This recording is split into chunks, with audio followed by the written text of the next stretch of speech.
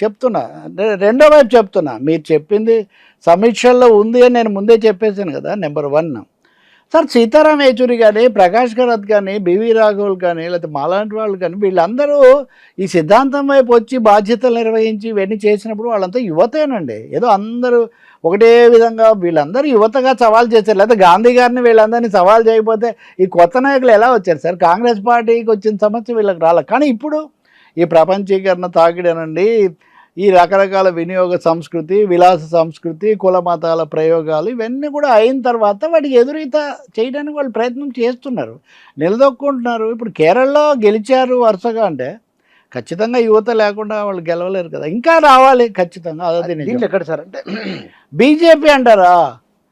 బీజేపీకి సంబంధించినంత వరకు ఎవరిని అక్కడ కూర్చోబెట్టినా సంఘ పరివారే నిర్ణయిస్తుంది. బీజేపీకి ఇంతకుముందు అధ్యక్షుడిగా నడ్డా రెండు టర్మ్లో 3 టర్మ్లు ఎవరన్నా నడ్డా నిజమైన అధినేత అని అనుకున్నారా? నేనేం తక్కువ చేయట్లే వాళ్ళని. అదే లేదు, ఖచ్చితంగా అమిత్ షా మోదీలే నడిపిస్తున్నారని అందరికీ తెలుసు. కాబట్టి కమ్యూనిస్ట్ పార్టీల పని విధానం, దానికి పనికొచ్చే మనుషులు దొరకటం అది తప్ప. వాళ్ళు ఇప్పుడు బెంగాల్లో యువత నిలబడి ఇప్పుడు గెలిచిన వాళ్ళు వీళ్ళందరూ వాళ్ళే. అలా జేఎన్టీయూలో జేఎన్యూలో తగాదా వచ్చిందని ఇవన్నీ విద్యార్థులే కదా అక్కడ పోట్లు.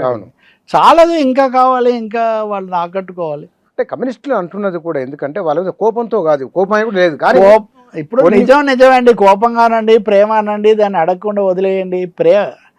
వాస్తవం రావాలి. అదే మీరు అంటుంది. అంటే ఇందాక మీరు కొంతమంది విమర్శలు చేశారంటారు. విమర్శలు ఎలా చేశారు నాకు తెలీదు. ప్రేమగా చేశారా? వాళ్ళు ప్రేమగా అయినా ఎందుకు చేసిన విమర్శ నిజమే స్వీకరించవలసిందే. అంటే వాళ్ళు సమీక్షలోనే రాసుకున్నారు కదా సార్. అంటే ఒకటే, అక్కడున్న సాధక బాధకాలు కూడా తెలుసుకొని విమర్శ చేయడం అది వేరే విషయం.